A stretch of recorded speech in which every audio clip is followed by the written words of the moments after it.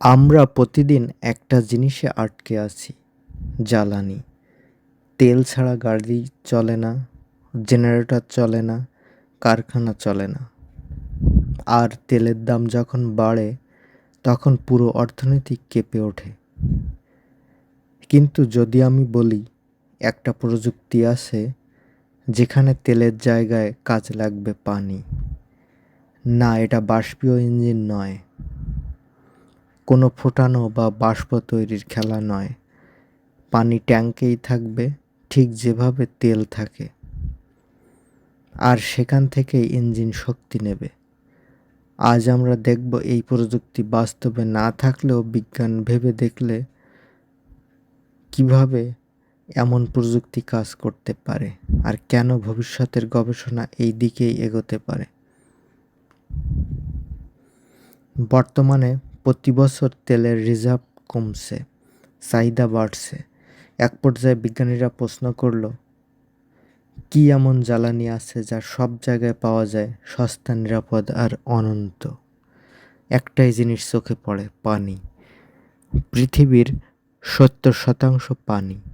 যদি কোনোভাবে পানি থেকে সরাসরি শক্তি বের করা যেত, তাহলে পরিবহন, বিদ্যুৎ সব পাল্টে যেত। এই কল্পিত ইঞ্জিনের নাম ধরা যাক হাইড্রো স্প্লিট ফুয়েল ইঞ্জিন।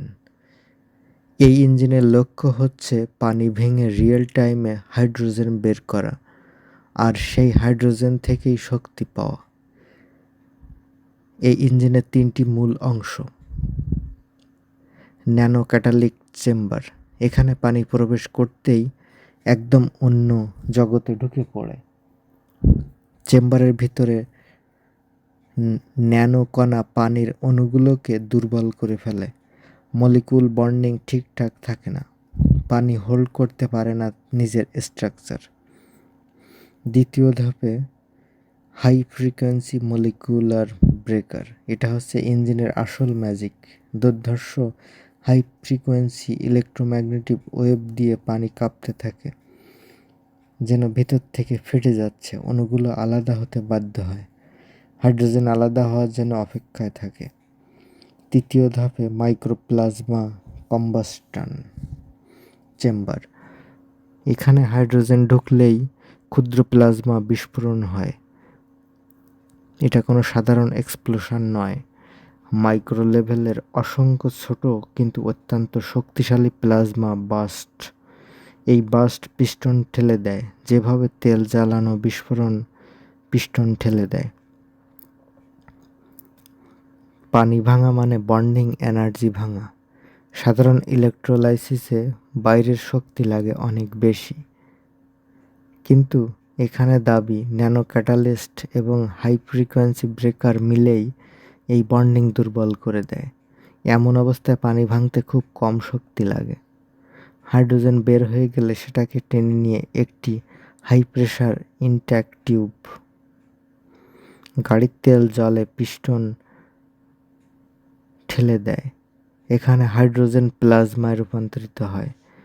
এটা কম্বাস্টন তো বটেই, কিন্তু অতি দ্রুত, আল্ট্রা ক্লিন এবং নিয়ন্ত্রিত। প্লাজমা বিস্ফোরণগুলো এমন দ্রুত হয় যে 1 সেকেন্ডে হাজারেরও বেশি মাইক্রো এক্সপ্লোশন ঘটে।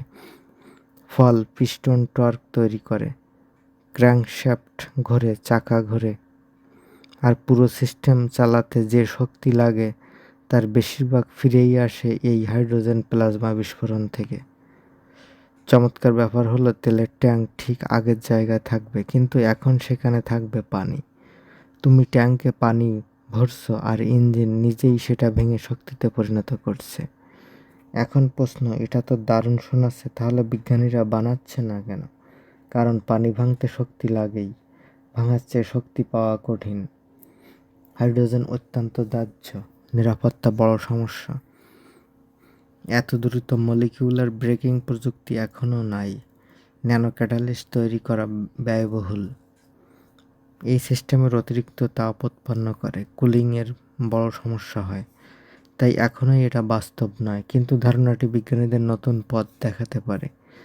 ভাবো তো, পৃথিবীতে কোটি কোটি গাড়ি তেল ফেলে পানি ব্যবহার করছে।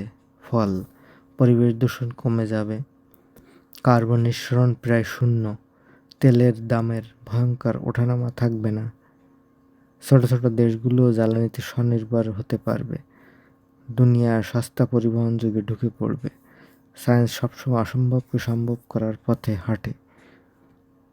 আজ যা অসম্ভব আগামী ৩০ বছরে সেটা হয়তো সাধারণ প্রযুক্তি হয়ে যাবে। পানি দিয়ে ইঞ্জিন চালানোর এই ধারণা পুরোপুরি বৈজ্ঞানিক কল্পনা, কিন্তু কল্পনা ছাড়া বড় আবিষ্কার হয় না। হয়তো ভবিষ্যতের কোনো বিজ্ঞানী এই দিকে থেকে আরও শক্তিশালী, আরও কার্যকর প্রযুক্তি তৈরি করবে। তোমরা যদি এমন আরও ভবিষ্যৎ ধর্মী ভিডিও চাও কমেন্টে জানাও, আর লাইক শেয়ার করতে ভুলবে না।